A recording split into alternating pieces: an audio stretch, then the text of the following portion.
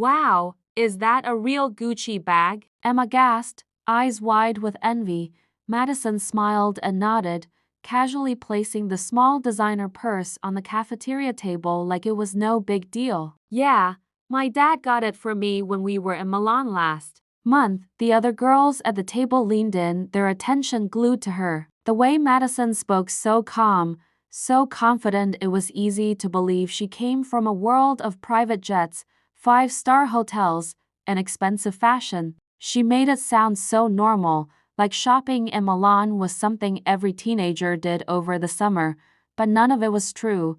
Madison Lee lived in a small apartment with her single mom who worked double shifts at a local diner. The Gucci bag wasn't real. She bought it at a flea market for $15 after saving up lunch money for weeks. And that trip to Milan? It never happened. The closest Madison had ever gotten to Italy was a box of frozen pizza from the grocery store. Still, the lie felt good. For the first time in her life, people noticed her. They liked her. And more than anything, Madison wanted to belong. It all started on her first day at Westview High, a private school known for its rich students and polished image. Her mom had pulled strings and applied for a scholarship that, somehow, Madison got. She was the only girl in her neighborhood to ever attend a school like that. Westview wasn't just a school, it was a whole different world. Kids wore designer clothes like uniforms. They talked about ski trips in Aspen, summer homes in the Hamptons, and driving Teslas to school before they even had licenses. Madison walked in wearing thrift store jeans and shoes with faded soles. Nobody looked at her twice until she lied. At first, it was small. When someone asked where she got her jacket, she panicked and said, "Oh, my mom got it in Paris." Truth, she found it at a church charity sale. But the lie rolled off her tongue so easily, and the way they reacted, it lit something inside her. So she told another lie, and then another. One day, she mentioned her dad worked in finance in New York. In reality, Madison hadn't seen her father in over 8 years. He left when she was just a child. Another time, she claimed they had a pool at home. She even Googled luxury home pools just so she could describe it in detail during lunch. The more lies she told, the more popular she became. Soon, Madison was sitting with the most popular girls in school: Emma, Chloe, and Savannah. They were everything she wasn't: beautiful, rich, and effortlessly cool. But with her lies, Madison slipped into their world like she was born for it. "Are you going to the Hamptons this weekend?" Chloe asked one Friday afternoon. "I wish." Madison laughed, trying to sound bored. "But my dad booked us a quick getaway to the Bahamas." "Just something casual," they squealed with excitement. That night, Madison didn't sleep. Her stomach twisted with guilt and fear. She was supposed to babysit her neighbor's kid the next morning, not sip mocktails on a beach.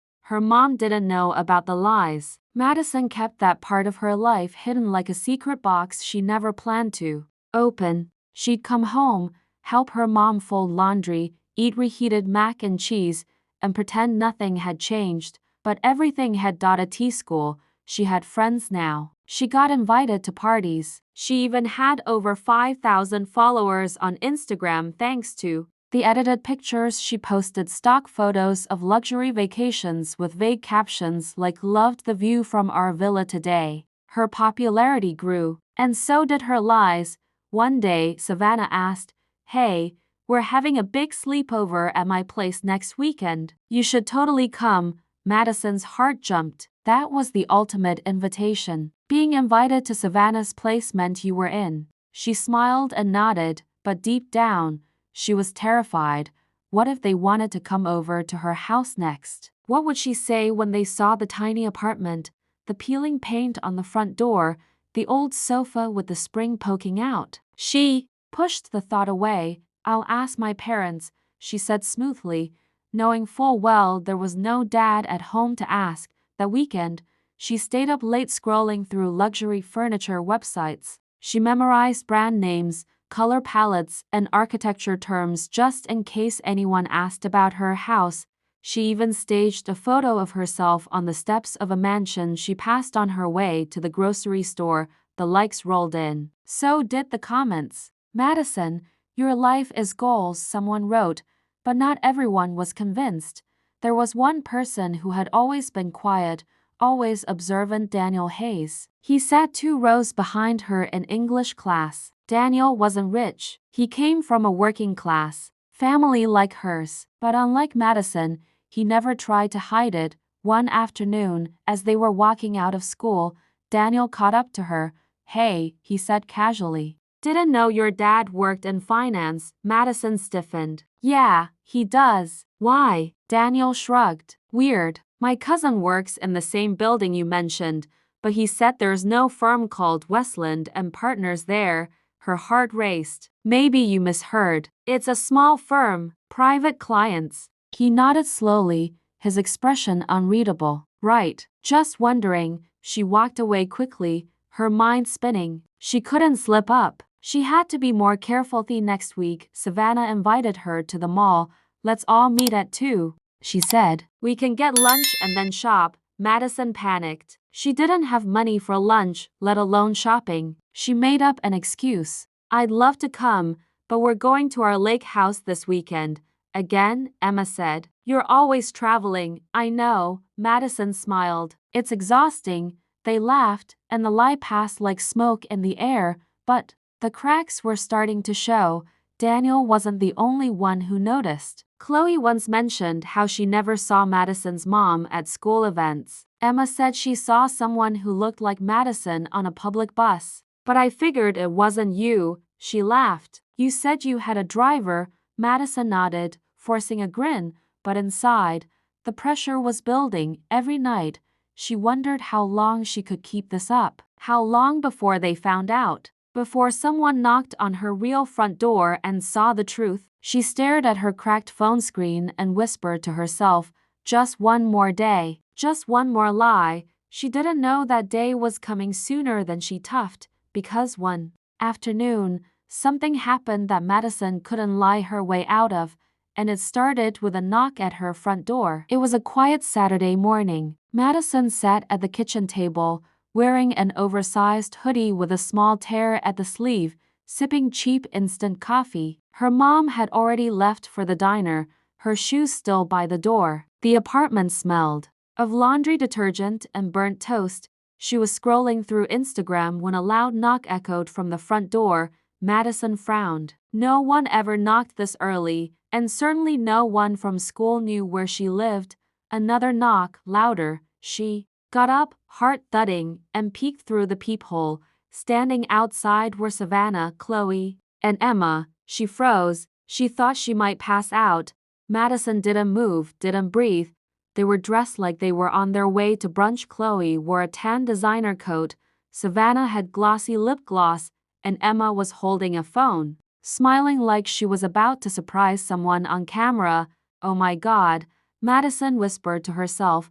Another knock came, lighter this time. "Madison," Savannah called out sweetly. "We thought we'd surprise you." Chloe giggled. "We brought croissants." Madison backed away from the door slowly, her breath coming in sharp bursts. This couldn't be happening. She had told them her family was in Aspen for the weekend. There was no way they should be here.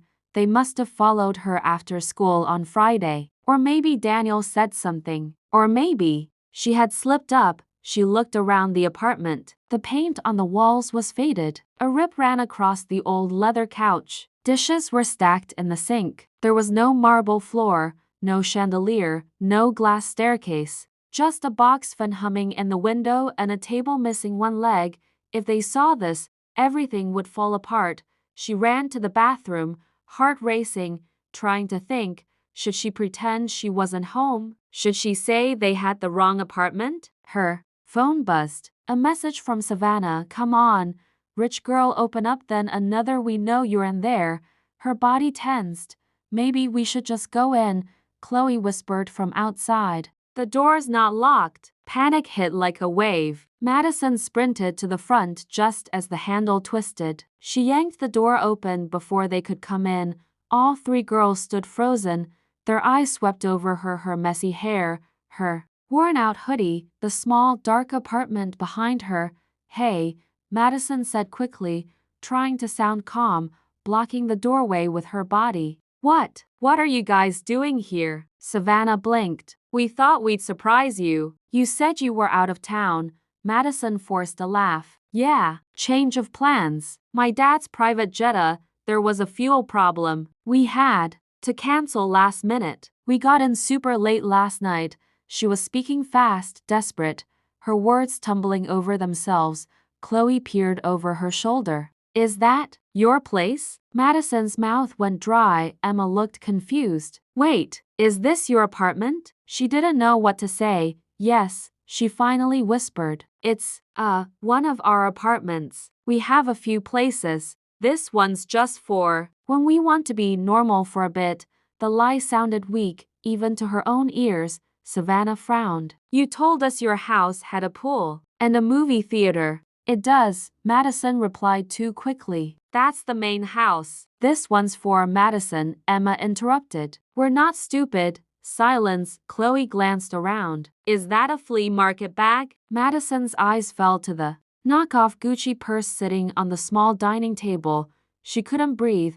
Savannah's voice was quiet now. Why did you lie to us? Madison's body slumped as if the weight of all her lies finally crushed her at once. She started, but the words caught in her throat. She looked at them three girls who had once treated her like a queen, now staring at her like she was a stranger. I didn't mean to, she whispered. Chloe crossed her arms. Didn't mean to? Madison, you made up a whole life. I just wanted to fit in, Madison said, her voice cracking. I didn't think you'd talk to me if you knew the truth. Savannah shook her head. So you thought lying was better? Madison looked down. Yes. The three stood in the doorway, unsure whether to be angry, embarrassed, or disappointed. Emma's voice softened a little. You could have just been yourself. No, I couldn't, Madison said, quickly. You don't know what it's like walking into school wearing the same jeans every day, eating lunch alone, hearing you all talk about designer labels and jet skis like it's nothing. She stepped aside and motioned inside. This is who I really am. My mom's a waitress. I've never been to Europe. And that purse? $15 at a flea market. None of the girls said anything. Madison laughed bitterly. Still want to be friends? They exchanged glances. Then Chloe stepped back. I think we should go, she said. The other two nodded slowly. Madison. We need time, Savannah said. I don't know how I feel right now. Madison only nodded. They turned and walked away. She stood at the doorway for a long time, heart-breaking. Her legs shook, but she stayed standing until their figures disappeared down the stairwell. Then, she closed the door and collapsed onto the couch. Tears rolled down her cheeks as the weight of everything she had built came crashing down. The followers, the likes, the parties, the attention, it was all fake, all built on a lie. Her mom came home a few hours later, exhausted and carrying a bag of groceries. She saw Madison sitting silently in the living room, her eyes red and swollen. Mad? Her mom said gently. What's wrong? Madison hesitated, then shook her head. Nothing, she whispered. I'm just tired. But later that night, she broke down. Everything came out. The lies, the pressure, the fear of being seen as poor, the double life. Her mom listened quietly, placing a warm hand over hers. When Madison finished, she braced herself for anger, but her mom just said, I wish you had told me sooner. I didn't want to disappoint you. Her mother smiled gently. Madison, you could never disappoint me by being yourself. I'm proud of who you are, not who you pretend to be. Madison cried into her mother's arms, releasing months of guilt and shame. That night, for the first time in a long time, she slept without fear, but the damage was already done. On Monday, school was different. People stared. Whispers followed her through the hallways. Someone had posted a photo of her building on social media with the caption, "So much for being rich." Her follower count dropped by the hundreds. At lunch, she sat alone.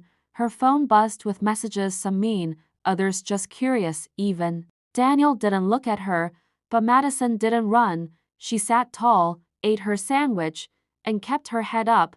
This was her life, her real life, and she wasn't going to lie about it anymore. The cafeteria was louder than usual that Monday, but to Madison, it felt silent. No one was sitting beside her. No one laughed with her like they used to. She was invisible now, or worse, she was something to laugh at.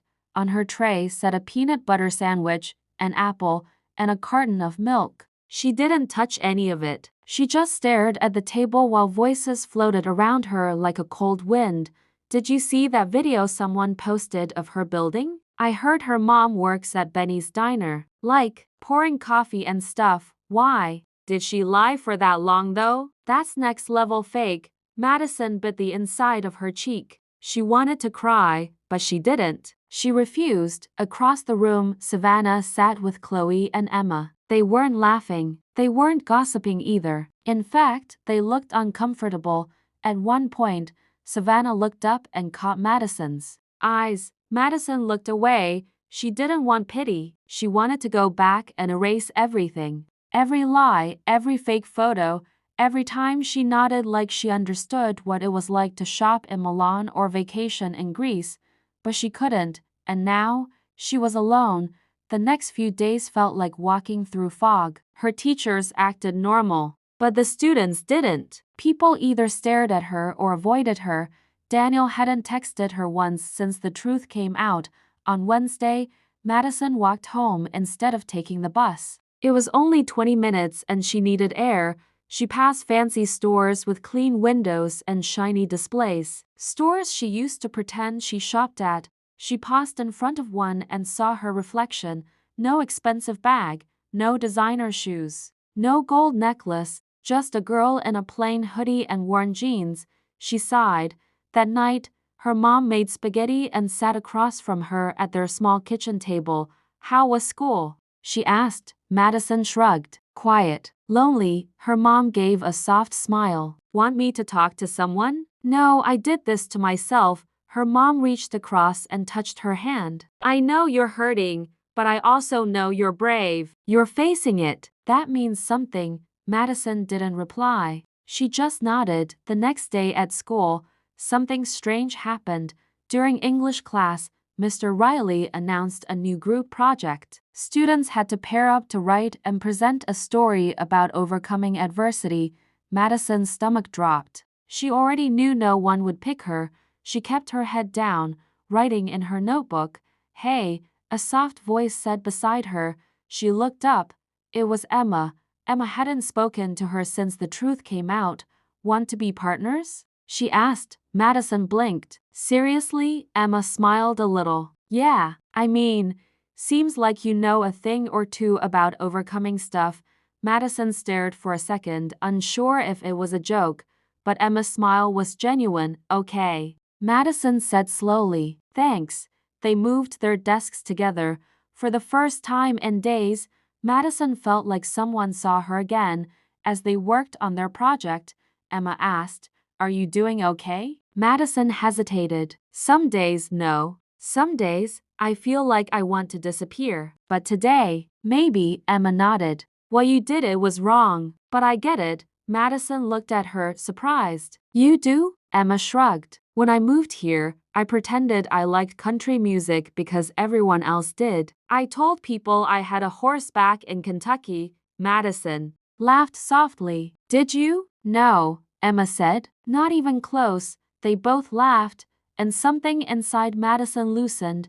The project turned out great. Madison and Emma shared the story of someone who lied to fit in, was found out, but grew stronger through the pain. It was clear to everyone who the story was really about. When they finished presenting, the class clapped, even Savannah clapped. Madison caught her eye and gave a small nod. After class, Savannah walked over. Hey, she said. That was brave. What you said. Madison felt her chest tighten. Thanks. I'm sorry for how we left things, Savannah said. I was shocked, angry, but I also didn't try to understand. Madison bit her lip. I didn't give you a chance to. I wanted to be part of your world so badly. You didn't need to lie. Savannah said gently. You're actually kind of awesome. Without all that fake rich stuff, Madison smiled. Kind of, Savannah laughed. Okay, very awesome. They both stood there, a little awkward, but better than before. That weekend, Madison invited Emma and Savannah over. Not to a mansion. Just to her real home. They sat on the couch and watched old movies. They ate popcorn and laughed. No fancy lights, no expensive clothes. Just real moments. At one point, Savannah looked around and said, honestly, this feels way more fun than any of those big parties. Madison grinned. Told you. Authentic is the new rich. The three girls laughed together, and for the first time in a long time, Madison didn't feel like she had to pretend to be anything she wasn't. The healing had started, but one conversation still remained. Daniel. He hadn't spoken to her since the lie was exposed. She saw him around school, but he looked away. Every time, until one afternoon, he stopped her in the hallway. Hey, he said quietly. Madison turned. Hi. He shifted his weight. You okay? I think so, she replied. He nodded. I was mad. Not because of the lie, but because I felt like you didn't trust me enough to be honest. Madison looked down. I was scared you'd walk away. I did, he said. But maybe I shouldn't have. Maybe I should have stayed and asked why. She met his eyes. Maybe we both made mistakes. He smiled softly. Want to start over? She smiled back. Yeah, I'd like that. They walked to class together, not holding hands, not taking selfies, just walking, side by side. That weekend, Madison posted a photo on her social media. It was her on the couch, wearing a $5 hoodie, holding a cup of instant coffee. The caption read, "This is me. No filters, no lies, just Madison." And for the first time, the likes didn't matter, because the people who really cared, they already knew the truth, and they stayed. The last few weeks had changed Madison's life. She no longer woke up worrying about what designer bag to pretend she had, or how to fake a perfect photo. Her mornings were quieter now, more peaceful. She brushed her hair in front of the mirror, put on her real clothes, no labels, no secrets, and walked to school with her head just a little higher than before. She wasn't popular like she used to be, but the strange part was, she didn't want to be. Something in her had shifted. Her heart felt lighter. Her smile was no longer forced. It was real. At school, she sat with Emma and Savannah at lunch now. Chloe and the others still gave her weird looks, but she didn't care as much anymore. Madison had learned that it was better to have 2 true friends than 10 fake ones. One Friday during lunch, Emma pulled out her phone and said, "Guys, guess what? The school is starting a podcast club." Madison raised an eyebrow. A podcast? Yeah, Emma said excitedly. People can tell real stories, interview students, even talk about mental health and stuff. I think we should join. Savannah smiled. I'm in. Madison hesitated. I don't know. Talking in front of people? That sounds terrifying. Emma gave her a playful nudge. You stood in front of the whole class and told your truth. What's scarier than that? Madison smiled. Okay, maybe you're right. That afternoon, they signed up. The club met in the school library every Wednesday after class. The teacher in charge, Miss Carter, was warm and kind. She believed stories could heal people. Madison decided to name her segment The Unfiltered Life.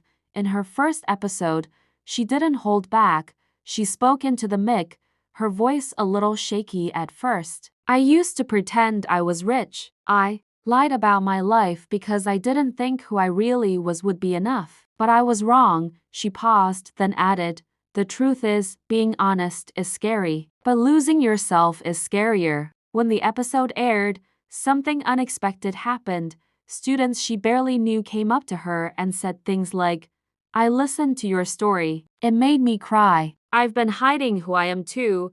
Thank you for sharing. I felt so alone. But now I don't. Can I be on your next episode? Madison realized her voice mattered. Her real story, the messy one, was helping others feel seen.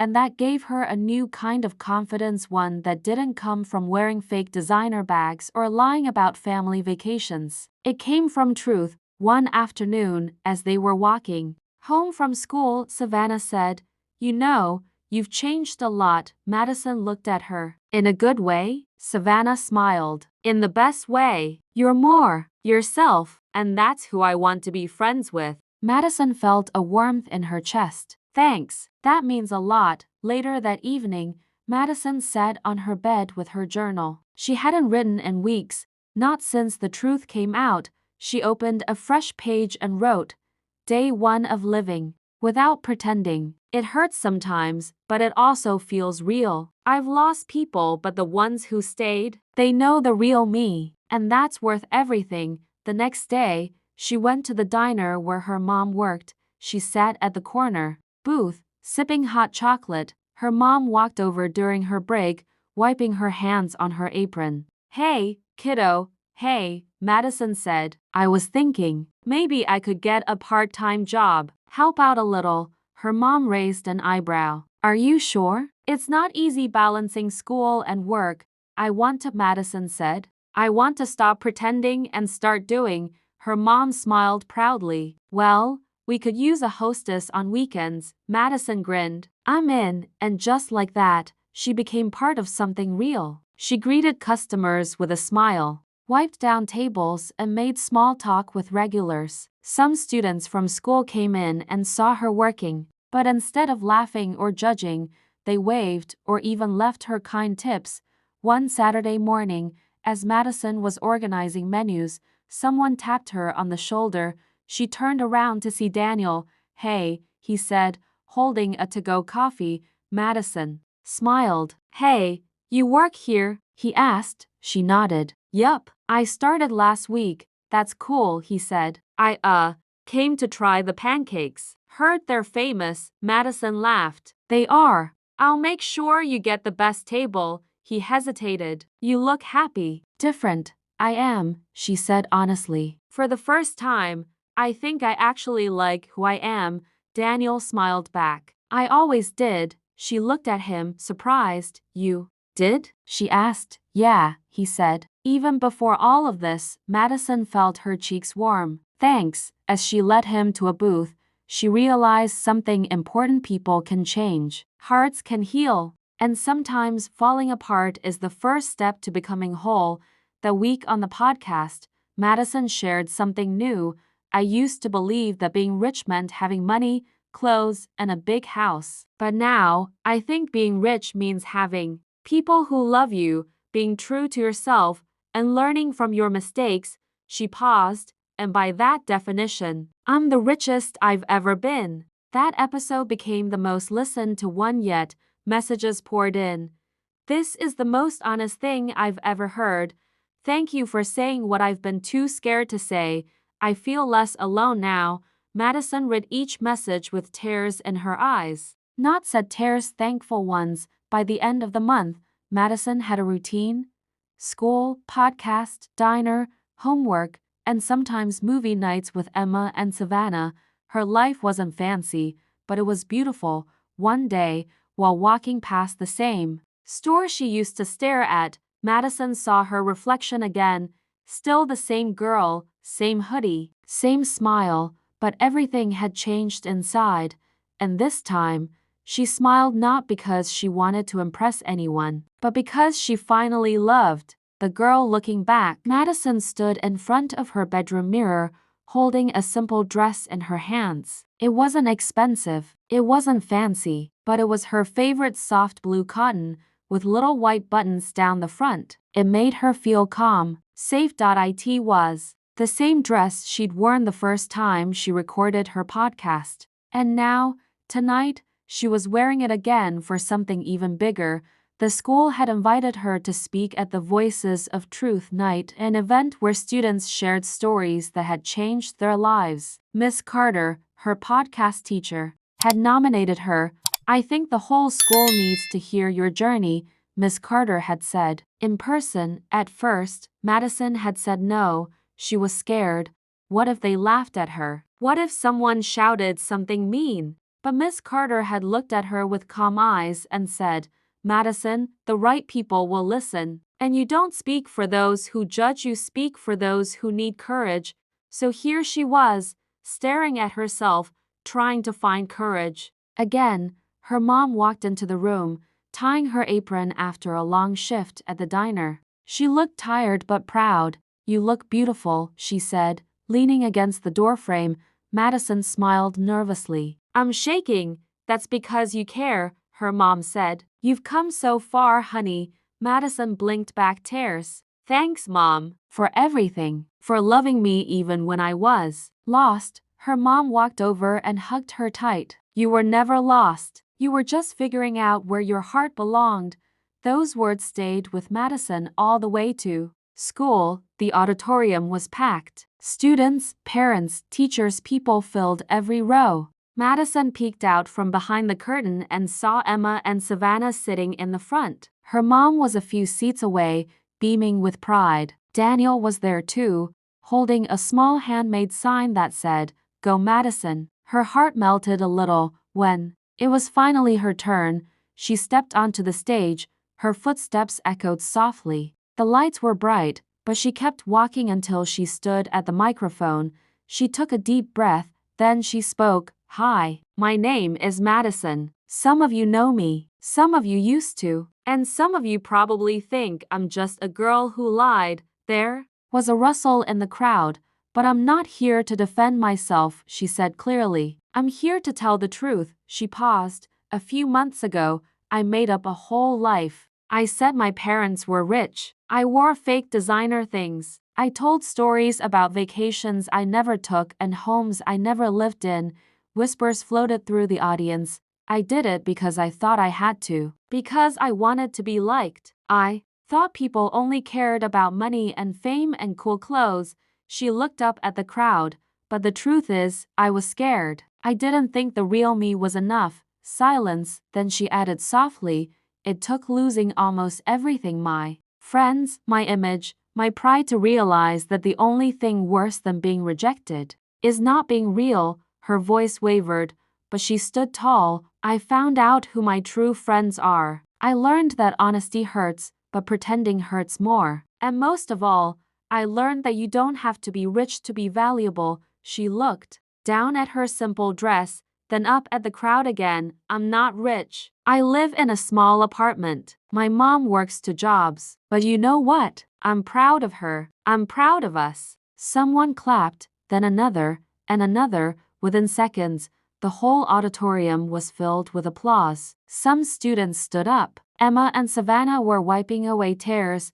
Madison smiled through hers. She had told the truth, and the truth had set her free. After the event, people came up to her in the hallway. "I had no idea you went through that. Thank you for being so brave.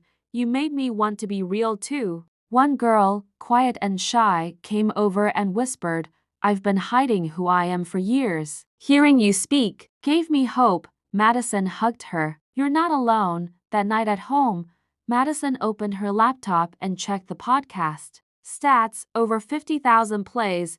Messages were pouring in from kids all over the country. Some said, "I'm a foster kid. I've been lying about it because I was ashamed. But after hearing your podcast, I finally told my best friend. My parents lost everything during the pandemic. I've been pretending we're fine. Your story gave me the courage to talk to someone. I thought I had to fake my way through life. But now I know my truth matters." Madison sat back in her chair, overwhelmed by it all. Her little podcast, the one she recorded from her bedroom with a secondhand mic, was making a difference, not because it was perfect, but because it was honest. In the following weeks, things started to change in other parts of her life too. Her relationship with her mom grew stronger. They had movie nights, late-night talks, and cooked meals together on weekends. At T-school, she became known not for what she wore, but for what she said. People respected her for being real. Even Chloe, who hadn't spoken to her in weeks, came up one day at lunch. "Hey," Chloe said awkwardly. "I wanted to say I'm sorry. I wasn't fair to you." Madison was surprised. "Thanks," she said. That means a lot, Chloe nodded. If you ever want to hang out sometime. Like old times, Madison gave a soft smile. Maybe, one day. But right now, I'm happy where I am. She looked over at Emma and Savannah, who were waving her over with chocolate chip cookies in hand. Madison had found her real people, her real place. One Friday evening, Daniel invited her to the park for a walk. The sky was soft orange, and the air was calm. I'm proud of you, he said, as they walked side by side. Madison looked at him. I'm proud of me too, you know, he said, kicking a pebble. When you first told me the truth, I didn't know what to think. But then I realized you were finally being real. And that's braver than pretending, she smiled. Thank you for not turning away. I never wanted the rich version of you, he said. I wanted the real one. They sat on a bench and watched the sun go down, and for the first time in a long, long while, Madison felt at peace. She wasn't the rich girl. She wasn't the fake friend. She wasn't the girl who wore borrowed clothes and told lies. She was Madison, flawed, honest, real, and finally, that was enough. The end.